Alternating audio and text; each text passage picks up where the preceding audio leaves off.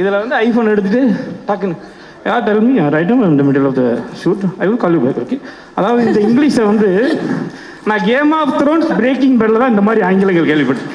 இந்த மாதிரி ஆங்கிலத்தை வந்து அந்த ப்ரொனன்சியேஷன் ஃப்ளூயன்சி அப்படிம்பாங்கல்ல, தாய் கிழவி கெட்டப்பில் அப்படி ஒரு ஃப்ளூயன்சியாக ஒரு இங்கிலீஷ் பேசி நீ பார்த்துருக்கியா?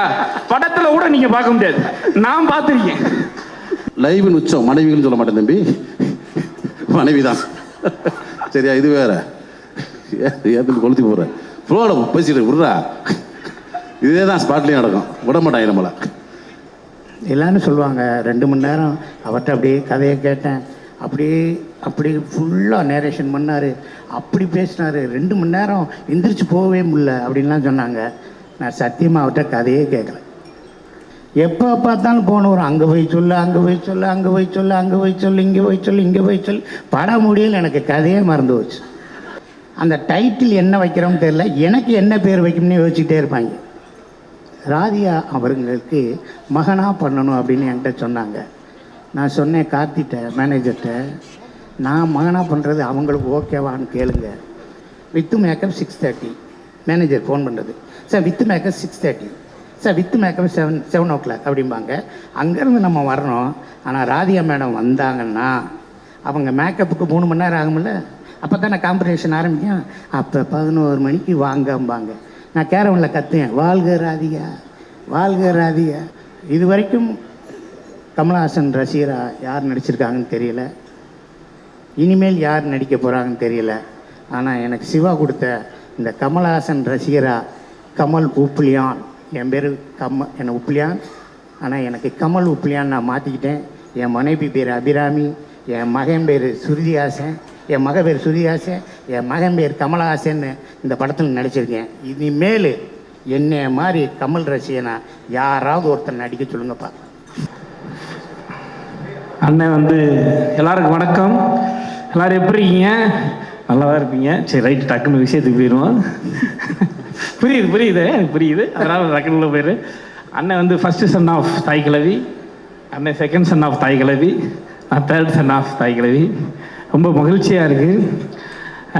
நண்பனுக்கு ஃபஸ்ட்டு நிவாஸ் மச்சி கலக்கிட்ட மச்சி, சூப்பர் மச்சி. ஏன்னா இன்றைக்கி விழாவின் நாயகன், இசை வெளியீட்டு விழாவின் நாயகன் அவருக்கு சூப்பர் மச்சி. இது ரொம்ப முக்கியமான, ரொம்ப மகிழ்ச்சிகரமான, ரொம்ப எனக்கு தேவையான ஒரு மேடை. ஏன்னா இந்த படம் ரொம்ப முக்கியமான படம் எங்களுக்கு. இந்த படத்தில் எனக்கு வாய்ப்பு கிடைச்சதுக்கும், அதாவது வடிவேல் சார் சொல்லுவார், என்ன மனுஷன் இந்த மாதிரி இந்த இயக்குனர் வந்து என்ன மனுஷன் ஒன்றுமே புரியலை. இப்பணிவோட மொத்த உருவம், பணிவுக்குன்னு ஒரு உருவம் இருக்கும்ல, அந்த ஒரு தான் அங்கே பார்த்துக்குங்க, அப்படியே பார்த்துக்குங்க. அவர் தான் அது. அதாவது அறிமுகமாகும்போது ஒரு பணிவில் இருந்தாப்புல, படப்பிடிப்பு போகும்போது இன்னும் பணிவாயிட்டாப்புல, பணிவு கூடிக்கிட்டே போகுது. இப்போ படம் ரிலீஸுக்கெல்லாம் என்ன எனக்கு நாளைக்கு சக்ஸஸ் ஆகிடும், அவார்டுக்கெல்லாம் போவாரா மாட்டாரான்னு தெரியல, அந்தளவுக்கு பணிவு. இப்படி ஒரு மனுஷனை, இப்படி ஒரு அற்புதமான எழுத்தாளர், அற்புதமான இயக்குனர், இந்த மாதிரி ஒரு இயக்குனரை எனக்கு அறிமுகப்படுத்தினதுக்கு, இப்படி ஒரு படத்தில் மிகச்சிறப்பான படத்தில் வாய்ப்பு கொடுத்ததுக்கு நமது அன்பு அண்ணன் சிவகார்த்திகேயன் அவர்களுக்கு என் மனமார்ந்த நன்றிகளை சொல்லிக்கிறேன். தலைவரே ரொம்ப ரொம்ப நன்றி. இது ரொம்ப முக்கியமான படம், உங்களுக்கு தெரியும், நம்ம எல்லாருக்குமே தெரியும். அதை தாண்டி இயக்குனருடைய இந்த அன்பு நட்பு, அவர் கூட இந்த பயணம், இது ரொம்ப முக்கியம். இது எல்லாம் இது மொத்தத்துக்கும் காரணம் நீங்கள் அன்றைக்கி ஃபோன் பண்ணி எங்கே இருக்கீங்க அப்படின்னு கேட்டீங்க. கேட்கும்போது படப்பிடிப்பு அதை நீங்கள் எங்கே வேணாலும் இருந்துட்டு போங்க, அப்படி தான் பேசுவார். எங்கே வேணாலும் இருந்துட்டு போங்க, ஒரு நல்ல கதை, நல்ல இயக்குனர், உடனே கேட்டுருங்க அப்படின்னாரு. உடனே அன்பு தம்பி சிவகுமார் முருகேசன் எங்கள் வீட்டுக்கே வந்தாப்புல உட்காந்து ஒரு 2.5 மணி நேரம் கண்ணை எடுக்கவே முடியாது. அவர் ஒரு ஸ்லாங்கு பேசுவார். இப்போ மதுரை ஸ்லாங்குங்கிறது மதுரை சிட்டிக்குள்ளே, இப்போ நான் பேசுகிறது, அண்ணன் பேசுகிறது, சூரியன் அன்பு அண்ணன் சூரியன் பேசுறதுன்னா மதுரை சிட்டி, அதை அது மதுரை லிமிட்டுக்குள்ளே இருக்க ஸ்லாங்கு. நீ அப்படியே உசிலம்பட்டியை பக்கம் அப்படியே செக்கானூர் நீ பக்கம் போனீங்க வண்டி எடுத்து, அது ஒரு இழுவை வலுவாகும். அதுக்குன்னு ஒரு இழுவை இருக்குது. அந்த ஸ்லாங் பேசுகிறது, மதுரை ஸ்லாங் பேசுகிறது, அங்கே அதுக்குள்ளேயே ஒரு 4-5 மதுரை ஸ்லாங் இருக்குது. அது எல்லா ஸ்லாங்கையும் பேசுகிறத ஒரு பயங்கரமான ஸ்பெஷலிஸ்ட்டு. அந்த 2.5 மணி நேர நமக்கு நரேஷன் பண்ணதில் லைன் பை லைன் ஒவ்வொரு கேரக்டருக்கு என்ன மாடுலேஷனோ அந்த மாடுலேஷனில் குறிப்பாக மேமுடைய வசனங்கள், எங்கள் எல்லாருடைய வசனங்கள் அதே மாடுலேஷன் அவ்வளோ சூப்பராக அப்படியே படம் ஓடிச்சு கண்ணுக்கு. வீட்டுக்கு வந்தால் நம்ம வந்து ஜூஸ் கொடுப்போம், ஒரு வாட்டர் மெலன் ஜூஸ் குடிச்சிருந்தோம். சரி இன்டர்வல் வரும், இன்டர்வல் முடிச்சேன்னா 2 பேரும் குடிப்போம்னு, அது கீழே போய் மண்டி சேர்ந்து மேலே தண்ணி நின்றுச்சு. 2 பேருமே குடிக்கலை. தொடர்ந்து அவர் சொல்லி முடிக்கிற வரைக்கும் அவ்வளோ சிரிக்க வச்சார். என்ன கதாபாத்திரம் நான் பண்ணுறேன்னு சொல்லிட்டு தான் வந்து எனக்கு கதை சொல்ல ஆரம்பித்தார். அவ்வளோ வந்து சிரித்து உருளை வச்சு கடைசியாக பயங்கரமாக எமோஷனலாக கண்கலங்க வச்சு எந்திரிச்சு கட்டி பிடிச்சிட்டேன். சிவா, நான் அந்த கேரக்டர் நேம் சொல்லிக்கிட்டுமா சிவா? ஒன்றும் பிரச்சனை இல்லை. என்னுடைய கேரக்டர் பேர் வந்து மேம் என் கேரக்டர் சொல்லக்கூடாது, அவ்வளோதான். Strict order. இன்டர்வியூலாம் சொல்லிவிட்டேனே. ஓகே மேடம், என்னுடைய கேரக்டர் நேம் சரி வேணான்னு சொல்லிட்டாங்க மேடம். அது அந்த நான் இப்படி சொல்லிடுறேன், எனக்கு கிடைச்ச பெரிய செல்வம் அந்த கதாபாத்திரம். ஆமா, என் லைஃப்ல எனக்கு கிடைச்ச ஒரு முக்கியமான செல்வம் அந்த கதாபாத்திரம். கிஃப்ட். ரொம்ப நன்றி சிவா, இப்படி ஒரு கதாபாத்திரத்தை கொடுத்து இப்படி ஒரு முக்கியமான படத்தில் எனக்கு வாய்ப்பு கொடுத்து உங்கள் அன்பை நட்பை தொடர்ந்து கொடுத்துக்கிட்டே இருக்கிறதுக்கு அங்கேருந்து எடுத்துகிட்டு போய் இன்னைக்கு சேயோனில் முக்கியமான கேரக்டரில் வாய்ப்பு கொடுத்ததுக்கு ரொம்ப ரொம்ப நன்றி சிவா. தலைவரே, உங்களுக்கும் சிவாவுக்கும் மனமார்ந்த நன்றிகள். பெரும் மகிழ்ச்சி. நம்மளுடைய Sivakarthikeyan Productions Kalai bro, love you so much bro. நீ ரொம்ப ஸ்மார்ட் ப்ரோ, ரொம்ப ஸ்மார்ட்டாக இருக்கீங்க ப்ரோ. ரொம்ப பெரிய எனக்கு ஒரு வழிகாட்டி அவர். நிறைய விஷயம் எனக்கு கைட் பண்ணுவார். நான் மதுரையில் இருக்க எல்லா மெஸ்ஸும் கூப்பிட்டு போயிட்டேன் 40 நாள் ஷூட்டிங்கில். எப்படியாவது என்னைய மாதிரி ஆக்கிரோன்ட்டு பார்த்தேன். ஆனால் அவர் ரிவர்ஸில் போயிட்டார், நான் அடுத்த கட்டத்துக்கு போயிட்டேன். ரொம்ப ரொம்ப நன்றி bro. Always love you bro. Sir, Sudhan sir, Passion Studio Sudhan sir, thank you so much sir. தொடர்ந்து உங்ககிட்ட நான் நிறைய படங்கள் பண்ணிகிட்ருக்கேன். அத்தனை வாய்ப்புகளுக்கு ரொம்ப நன்றி சார். மேம், ரொம்ப மகிழ்ச்சி மேம் உங்கள் கூட. அதாவது எப்படி சொல்கிறது மேம், நாங்கள் கிரிக்கெட் ஆடிக்கிட்டு இருப்போம் மேம். ஊரில் கிரிக்கெட் ஆடிட்டு இருக்கும்போது இந்த கன்னின்மணி பாட்டை போடுவாங்க. எல்லாம் அப்படியே போட்டபடி ஓடிவாங்க மேம். எங்கே போவாங்க மறைவாங்கன்னே தெரியாது.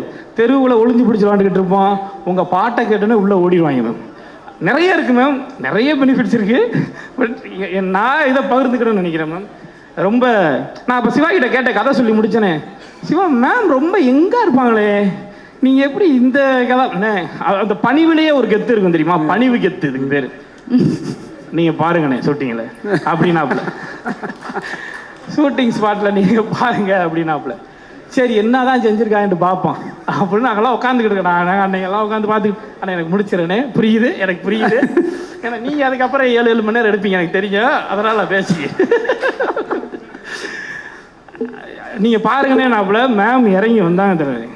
அவ்வளோ தத்ரூபமாக நீங்கள் எல்லாம் நீங்கள் இன்றைக்கி ஃபோட்டோவில் பார்க்குறீங்க, இன்றைக்கி ட்ரெய்லரில் பார்க்குறீங்க, இன்றைக்கி படங்களில் பார்க்க போகிறீங்க, படத்தில் பார்க்க போகிறீங்க. நாங்கள் நேராக பார்த்தோம், அவ்வளோ தத்ரூபமாக இருந்துச்சு, அவ்வளோ டீட்டெயிலிங்காக இருந்துச்சு. அது அவ்வளோ வெயிட்டு மேம், பயங்கரமாக இருந்துச்சு மேம். அந்த கெட்ட சூப்பர் மேம். நிறையா மேமை பற்றி பாராட்டு நான் வாழ்த்த வயதில்லை மேம், வணங்குகிறேன். ஆனால் ஒரே ஒரு இன்சிடென்ட் சொல்லிடுறேன் மேம். இது வரைக்கும் அதை தலைவர்கிட்டையும் நான் சொன்னதில்லை, சிவாகிட்டையும் நான் சொன்னதில்லை. என்னன்னா மேம், நம்ம அந்த ஒரு சீன் இருக்குது, ஆஸ்பத்திரி சீனு. அப்போ நம்மளை தூக்கி குட்டி யானையில் உட்கார வச்சுருவாங்க. நான் தான் அவங்க கூட உட்காந்துருப்பேன். அப்போ கொஞ்சம் நேரம் இவங்களுக்கு வந்து இந்த ஷார்ட் வைக்க கொஞ்சம் டைம் எடுத்துச்சு. அப்போ கொஞ்ச நேரம் உங்கள்கிட்ட பேசுறதுக்கான வாய்ப்புகள் கிடச்சிச்சு. பேசிகிட்டு இருந்தீங்க மேம். நீங்கள் வந்து ஃபுல் நம்ம தாய் கிழவி கெட்டப்பில் இருக்கீங்க. அப்போ டக்குன்னு உங்கள் உதவியாளர் ஒரு ஃபோனை வந்து கொடுத்தாங்க. மேம் உங்களுக்கு வந்து ஒரு கால் வந்திருக்கு. நீங்கள் டக்குன்னு அதை எடுத்துகிட்டு, மேம் நல்லா கேட்டு நம்ம தாய் கிழவி கெட்டப்பு 2 பக்கமும் தொங்கட்டான் தொங்குது, காதில் தண்டடி தொங்குது, அந்த கொண்டை மேமுடைய சுங்குடி சேலை, மேமுடைய கெட்ட பார்த்துக்க. இதில் வந்து ஐஃபோன் எடுத்துகிட்டு டக்குன்னு tell me right in the middle of the shoot, I will call you back. Okay. அதாவது இந்த இங்கிலீஷை வந்து நான் கேம் ஆஃப் த்ரோன்ஸ் பிரேக்கிங் பேடில் தான் இந்த மாதிரி ஆங்கிலங்கள் கேள்விப்பட்டேன்.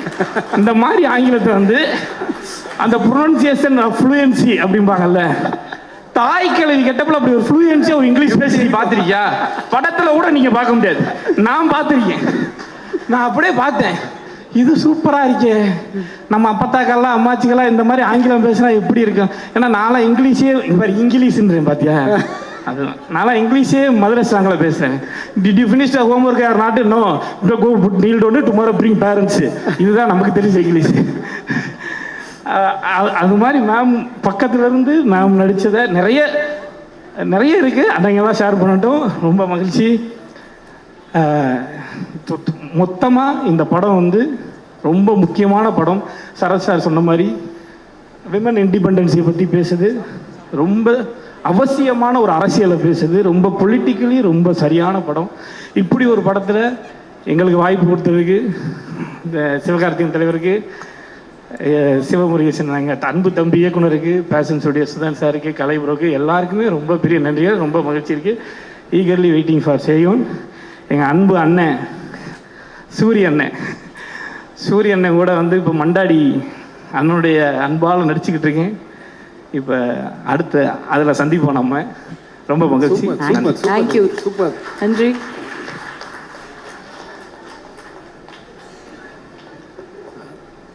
அனைவருக்கும் வணக்கம். தாய்க்கிழவி இந்த கதையை வந்து முத தம்பி சிவகுமார் முருகேசன் வந்து சொன்னப்போ உண்மையிலே ஒரு சின்ன பையன்ட்டு இப்படி ஒரு ஸ்கிரிப்ட் நான் எதிர்பார்க்கவே இல்லை. ஏன்னா அப்படியே ஒரு காமெடியாகவே சொல்லிகிட்டே வந்தார். அப்புறம் ஒரு ஸ்டேஜில் பார்த்தா நம்மள அறியாமல் கண்ணு கலங்குது. அந்த ரெண்டு வேரியேஷனுமே ஒரு பக்காவாக ஒரு யங் டைரக்டர்கிட்ட நான் ஸ்ட்ரெயிட்டாக அந்த கதையை கேட்டோன்னா பயங்கரமாக அப்படின்னா ஒரு இனம் புரியாத ஒரு சந்தோஷம் இருக்கும்ல, அந்த மாதிரி எனக்கு இந்த படத்தை மிஸ் பண்ணவே கூடாது அப்படின்னு ஒரு தாட்டு வந்துச்சு. எந்த விஷயம் கட்டி பிடிச்சேன். தம்பி சொன்ன மாதிரி தம்பி பிரமாதண்டா தம்பி அப்படின்னு சொல்லிட்டு. ஏன்னா எனக்கு வந்து சிவகுமார் முருகேசன் வந்து எனக்கு வந்து அறிமுகம் இல்லை பெருசாக.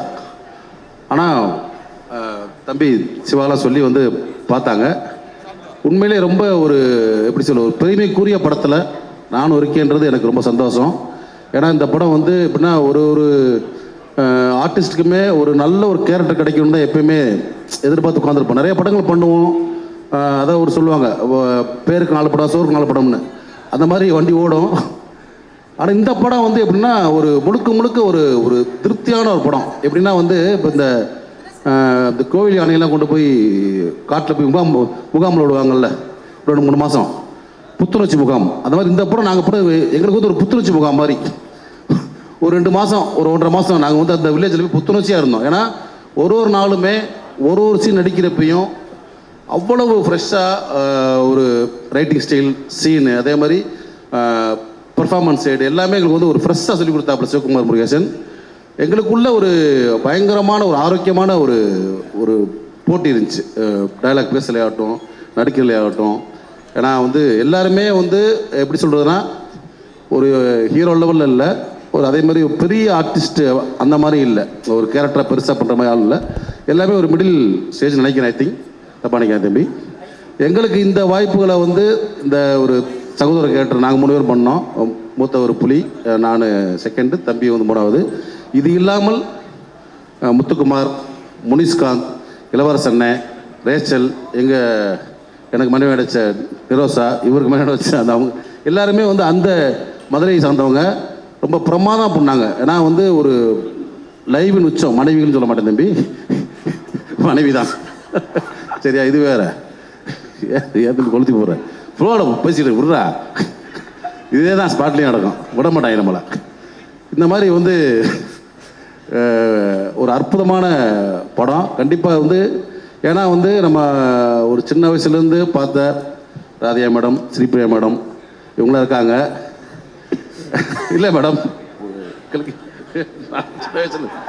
நான் சின்ன வயசில் மேடம் அவங்களோட சேர்ந்து நான் வந்து இது வந்து 2வது படம். தர்மதுரையில் வந்து நான் வந்து அவங்களுக்கு மகனாக நடித்தேன். இது செகண்ட் ஃபிலிம் மகனாக நடிச்சிருக்கேன். அதுக்கு உண்மையிலே பெருமைப்படுறேன். இந்த படத்தை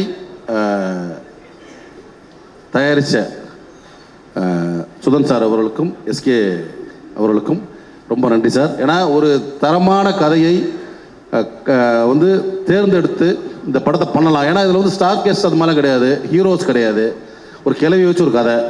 இதை வந்து நம்பணும்ல அதை நம்பி இந்த படத்தை வந்து தயாரிச்சிங்க. அந்த நம்பிக்கை இன்னைக்கு வந்து பொய்யாகலை, உண்மையாக இருக்குது.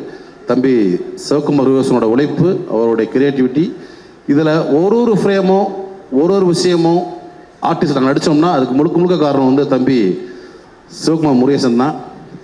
ஏன்னா தொடர்ந்து இந்த இப்போ நிறையா பேர் வந்து சிவகுமார் சிவான்னு சொல்லிட்டு இருந்தாங்க. எனக்கு சிவகுமார் முருகேசன் ஏன் சொல்கிறேன்னா, எனக்கு சிவாவுக்கு முன்னாடி எனக்கு அப்பா பழக்கம். எனக்கு முருகேசன் சாலிகாந்த் டீ கடையில் வந்து டீ சாப்பிட்டு தம்பி அப்படின்னாரு. அண்ணே சொல்லுங்க அண்ணே, நானும் முதலாம் தம்பி செல்லூர் அப்படின்னா அப்படி அந்த பழக்கம் எனக்கு வந்து இவருக்கு முன்னாடி. இவர் டைரக்டரும் தெரியாது, எதுவுமே தெரியாது, படம் பண்ணாரு. அவர் வந்து எனக்கு ஒரு நீண்ட கால அண்ணன் நண்பர் மாதிரி. நாங்கள் 2 பேரும் க்ளோஸ். அப்பப்போ பேசி வாரம் பேசிப்பார், நான் பேசிப்பேன். அப்புறம் தான் வந்து அவர் பையன் அசினேட்டரு, இன்னொரு பையன் வந்து ஆர்டிஸ்டாக பண்ணிட்டுக்காப்புல சொன்னாப்புல. திரும்பி படத்தை பூஜைக்கு போயிட்டாப்புல, தாய்க்கலை பூஜைக்கு. அங்கேருந்து ஃபோன் பண்ணுறாரு, தாஸ் எங்கே இருக்க அப்படின்னு. சொல்லுங்க சென்னையில் இருக்கேனே, நீங்கள் இருக்கீங்க? இல்லை தம்பி இங்கே இது சக்கரவாதிக்கு வந்தேன், சும்மா வந்தேன்றாரு அவர். அப்பயும் பூஜைக்கு வந்து சொல்லலை. அந்த மாதிரி ஒரு பண்பான ஒரு அண்ணன். அதே இந்த படத்தில் உழைச்ச அத்தனை உதவி இயக்குநர்களுக்கும், உதவி ஒளிப்பதிவாளர்களுக்கும், டெக்னீஷியன்ஸுக்கும் அவ்வளோ, ஏன்னா கடுமையாக உழைச்சாங்க டே அண்ட் நைட். ஏன்னா ஒரு ஷார்ட் டைம் ஃபிலிமு, ஒரு காம்பேக்ட் பட்ஜெட் எடுக்கணும். அதை வந்து அதுக்கு வந்து மொத்த டீமோட உழைப்பு தேவையில்லை. அந்த உழைப்பை வந்து எல்லாருமே கொடுத்தாங்க. அதுக்கு கரெக்டாக கோஆர்டினேட் பண்ணி தம்பி கார்த்தி, ராகுல், கலை சார் இவங்க வந்து ரொம்ப சப்போர்ட் பண்ணி, அதே ஊர் மக்கள், காடுபட்டி மக்கள், ஏன்னா வந்து கொஞ்சம் லைட்டாக கொஞ்சம் ஏழையான ஏரியா, அந்த ஏரியாலாம் இருந்தாலும் அவங்க நம்ம மேலே அவ்வளோ அன்பு செலுத்தி எதுவுமே டிஸ்டர்ப் பண்ணாமல் இந்த படத்தை முடிச்சுட்டு வந்தோம். எல்லாத்துக்குமே ரொம்ப தேங்க்ஸ். மீடியா பீப்புளுக்கு ரொம்ப தேங்க்ஸ். கண்டிப்பாக இந்த படம் வந்து எல்லாத்துக்கும் பிடிக்கும். சின்ன குழந்தைகள்லேருந்து பெரியவங்களுக்கும் பிடிக்கும். ராதிகா மேடம் இந்த படத்தில் கண்டிப்பாக வந்து ஒரு தேசிய விருது பெறுவாங்க. ஏன்னா வந்து சாதாரண நடிகை இல்லை அவங்க. ஏன்னா வந்து நம்ம பேச்சுக்கு சொல்லலாம், ஆனால் நம்மளும் நடிக்கிறதுனால தெரியும். சின்ன சின்ன நுவான்ஸுகள், அந்த பாடி லாங்குவேஜ் எல்லாமே டைரக்டர் சொல்கிறத அப்படியே கேட்ச் பண்ணிப்பாங்க. கேட்ச் பண்ணி அவ்வளோ அழகாக த்ரோ பண்ணுவாங்க. அவங்க வந்து சார் சொன்ன மாதிரி இந்தியாவிலே பெஸ்ட் ஆர்டிஸ்ட், ஃபீமேல் ஆர்டிஸ்ட். அவங்களுக்கு வந்து இந்த வருஷம் கண்டிப்பாக அந்த தாய்க்கல்வி மூலியமாக கண்டிப்பாக ஒரு தேசிய விருது கிடைச்சே ஆகணும். கண்டிப்பாக கிடைக்கும் மேடம். அவங்களோட சேர்ந்து நடித்ததுக்கு எனக்கெல்லாம் ரொம்ப சந்தோஷம், எல்லாத்துக்குமே சந்தோஷம். இதை நடித்த அத்தனை கலைஞர்களுக்கும், சின்ன சின்ன கலைஞர்கள் இருக்காங்க மதுரையில் வந்து. ஏன்னா இப்போ நம்மளாம் சென்னையில் இருக்கோம், ஒரு ஆர்டிஸ்ட்டாக போகிறோம் வர்றோம், ஒரு சின்ன கம்ஃபர்ட் ஜோன் கிடைக்குது.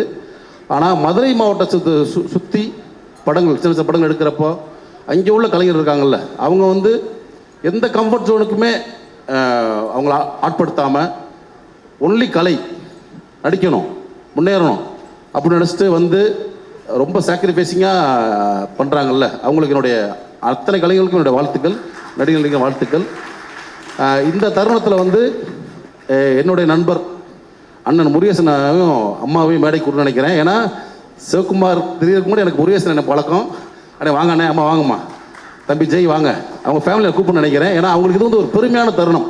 வாங்கண்ணே வாங்க, கூட்டியாங்க அவங்க. அப்படி எனக்கு ரொம்ப சந்தோஷம். ஏன்னா அண்ணனுடைய பையன் வந்து டைரக்டராக ஜெயிச்சு இவ்வளோ பெரிய நிகழ்ச்சியில் இருக்கிறது வந்து எனக்கு ரொம்ப சந்தோஷம்.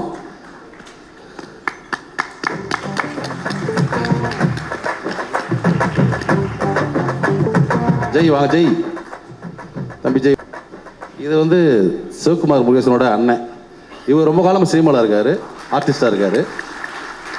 கண்டிப்பாக பெரிய லெவல் வெற்றி பெறுவார் நம்புகிறேன். இவர் வந்து எனக்கு அண்ணன். ஏன்னா சிவாவை கேட்பாப்ல அப்பப்போ ஏதாவது கேட்டால் அண்ணே அப்பா என்ன சொன்னார் அப்படின்னு கேட்பார். இவர் என்கிட்ட சொல்லிக்குவார் இப்படி மீடியேட்டர் மாதிரி. ரொம்ப அன்பான அண்ணன். ரொம்ப என்னன்னா ஒரு எப்படி சொல்கிறது, குடும்பத்தில் நான் ஒருத்தன் ஜெயிச்ச மாதிரி எனக்கு ஃபீல் இருக்குது. ஏன்னா ஒரு கலைத்துறை இல்லாமல் ஒரு குடும்பம் இருக்குல்ல, அந்த குடும்பத்துலேருந்து ஒருத்தர் வந்து விதையாக முளைச்சி வர்றது இருக்குல்ல, அது வந்து பயங்கரமான ஃபீல் அது. ஏன்னா அண்ணன் வந்து பில்டர் அவர் ஆக்சுவலாக. இவருக்கும் அவருக்கும் அந்த சம்மந்தமே இல்லை, இந்த கலைத்துறைக்கும். ஆனால் ஒரு குடும்பத்துலேருந்து இன்னைக்கு ஒரு பெரிய ஒரு படத்தை கொடுத்துருக்காரு. அடுத்து சேயோன் இம்மீடியட்டாக கொடுத்தீங்க பாருங்க, ரொம்ப தேங்க்ஸ் தம்பி. ஏன்னா அது வந்து ஒருத்தர் மேலே வந்து உடனே வந்துடாது. ஸோ அவருடைய குவாலிட்டி இருக்குல்ல, ரைட்டிங் ஸ்டைல் அதெல்லாம் விட்டுட்டு அவருடைய குவாலிட்டி, கேரக்டர் குவாலிட்டி இருக்குல்ல, அதுக்கும் சேர்த்தா கொடுத்துருக்கீங்க நினைக்கிறேன். தம்பி வா. சாரி,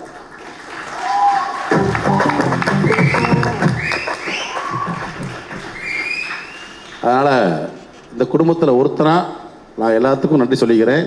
இந்த படத்தை தம்பிக்கு கொடுத்த சுதன் சாருக்கும் எஸ்சிஎஸ்காருக்கும் நன்றி. இதில் பங்கு பெற்ற அனைத்து கலைஞர்களுக்கும் நன்றி. இந்த படம் வந்து கலாச்சாரத்தை பதிவு பண்ணக்கூடிய மிக தரமான படம்.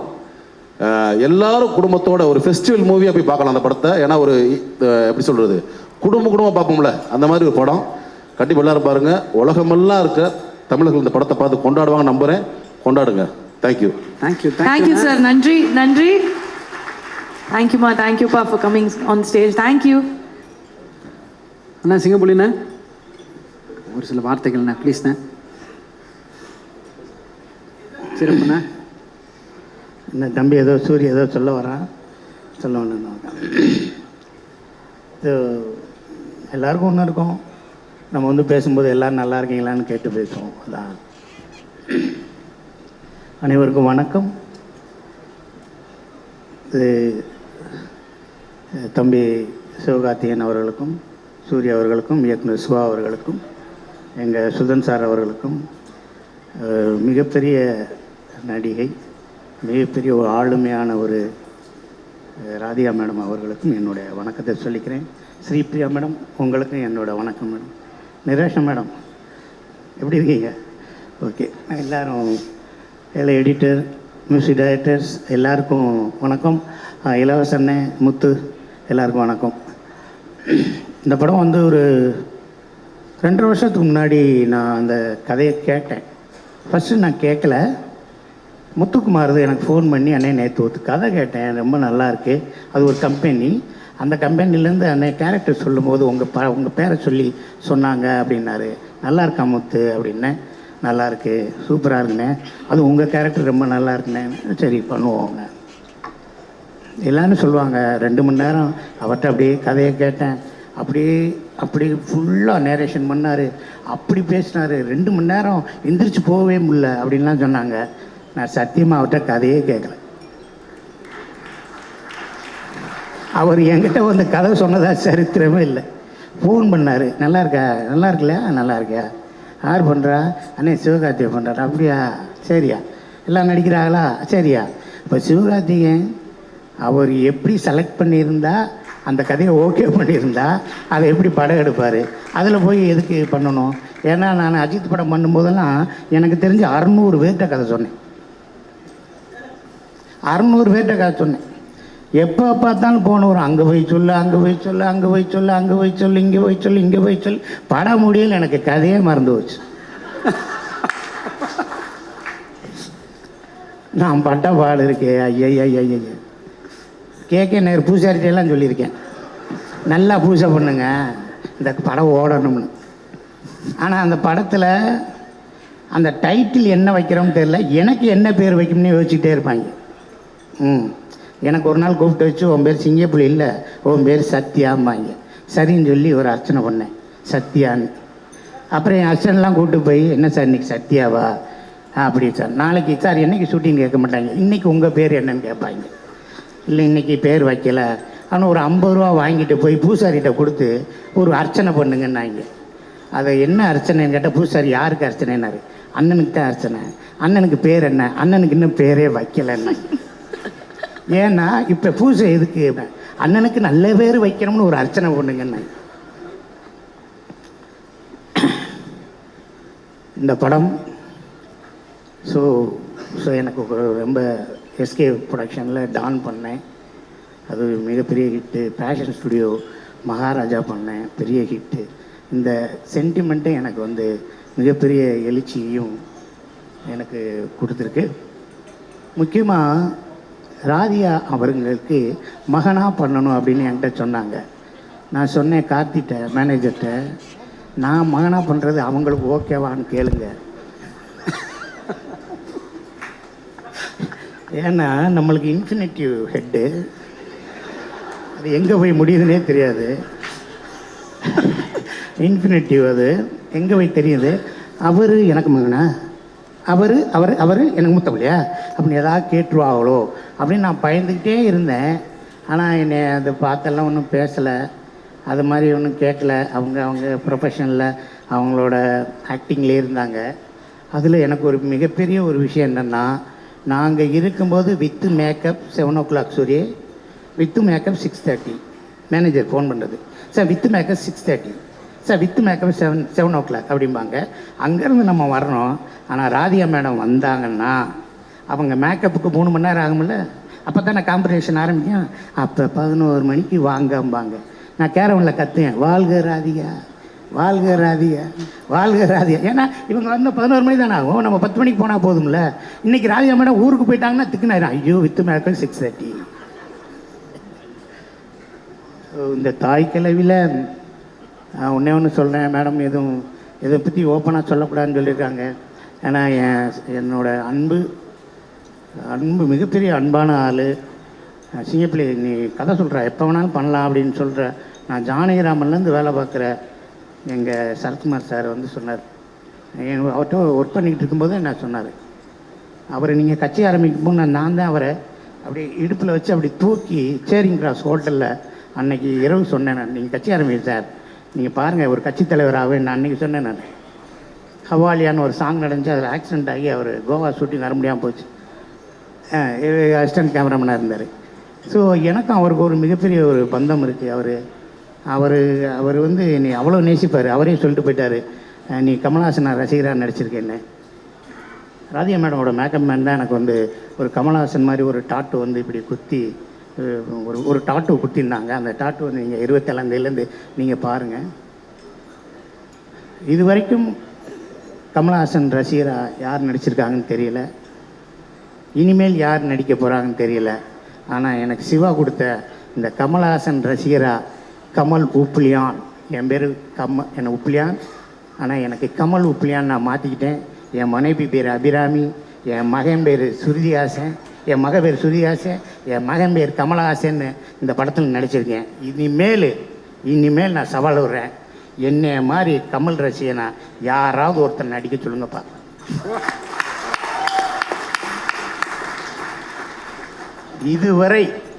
இதுவரைக்கும் இதுக்கு முன்னாடி யாரும் நடிச்சிருப்பாங்க, ஆனால் இதுக்கப்புறம் ஒன்று நடிப்பாங்க.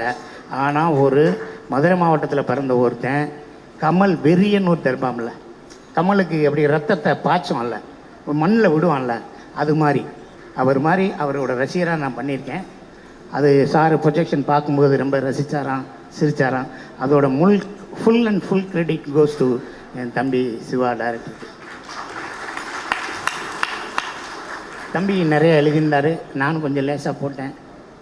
வேணாம்னே சொல்ல, பண்ணலாம்னே அப்படிங்கிற அந்த எண்ணம் இருக்குது பாருங்க. அதை நீ எடுத்துக்கப்பா, நீ அப்புறமேல் பின்னாடி கட் பண்ணுவியா அப்படின்னு. இல்லைண்ணே நீ பேசுங்கண்ணே என்ன. அந்த தம்பியோட எண்ணம் ரொம்ப நல்லா இருந்துச்சு. இந்த படம் அது பேஷன் ஸ்டுடியோவுக்கும் எஸ்கே ப்ரொடக்ஷனாக இருக்கட்டும், மேடத்துக்காகட்டும், ஒரு மிகப்பெரிய ஒரு பிளாட்ஃபார்மை கொண்டு போய் சேர்க்கும் அப்படிங்கிறது எனக்கு ஒரு மிகப்பெரிய நம்பிக்கை இருக்குது. ஒரு தகவலை மட்டும் நான் சொல்லிக்கிறேன். நான் 87 சினிமாவில் இருக்கேன், 87. பட் 88 நான் பெங்களூர் இன்ஜினியரிங் போயிட்டேன். அப்புறமேல ஃபுல் நான் 92, 93 தான் இன்ஜினியரிங் முடிச்சுட்டு நான் இங்கே வந்தேன். இங்கே வந்து 92 இப்போ 2026 வரைக்கும் இருக்கேன். தீவிரமான ரஜினி ரசிகன். ஆனால் இந்த படத்தில் எனக்கு கமலஹாசன் ரசிகனா என் தம்பி நடிக்க வச்சுருக்காரு. ஒன்று மட்டும் சொல்லிக்கிறேன், இது வரைக்கும் நான் கமல் சாரை பார்த்ததே இல்லை. இதுவரை நான் கமலஹாசன் சாரை எங்கேயுமே பார்த்ததே இல்லை. அந்த வந்தாரே, அந்த போகிறாரு, அந்த விளையாட உட்காந்துருக்காரு, அங்கே இருக்காரு, இங்கே இருக்காரு, அங்கே அந்த போகிற அப்படின்னு ஒன்று இருக்குல்ல, இதுவரை நான் பார்த்ததே இல்லை. நான் பார்க்குற சந்தர்ப்பமும் எனக்கு கிடைத்ததில்லை. அருணாச்சலம் ரஜினி சார் என்னை அசிஸ்டன்ட் டைரக்டராக அருணாச்சலத்தில் என்னை சேர்த்து விட்டார். இப்போ இருந்து எல்லா நடிகரையும் பார்த்துட்டேன், மேக்ஸிமம் எல்லா நடிகைகளுடையும் பேசிட்டேன், எல்லா டெக்னீஷியனோடும் பழகியிருக்கேன். ஆனால் அஜித்தை வச்சு சூர்யா வச்சு படங்கள்லாம் பண்ணியிருக்கேன், ஒரு 50 படம் கதை வசனம் எழுதியிருக்கேன். ஆனால் இன்னமும் அந்த மனிதனை நான் பார்க்கவே இல்லை. எனக்கான ஒரே ஒரு விஷயம் ஆசை, இந்த படம் ரிலீஸ் ஆனதுக்கப்புறம் அந்த சிங்கப்பிள்ளை எங்கே இருக்காப்புல கொஞ்சம் வர சொல்லுங்க பார்க்கலாம்னு அவர் சொன்னார்னா அது போதும். இளவரசனை வைகிறாரு, வைடா வைடான்னு. நன்றி நன்றி நன்றி. Thank you so மச்ண்ணே.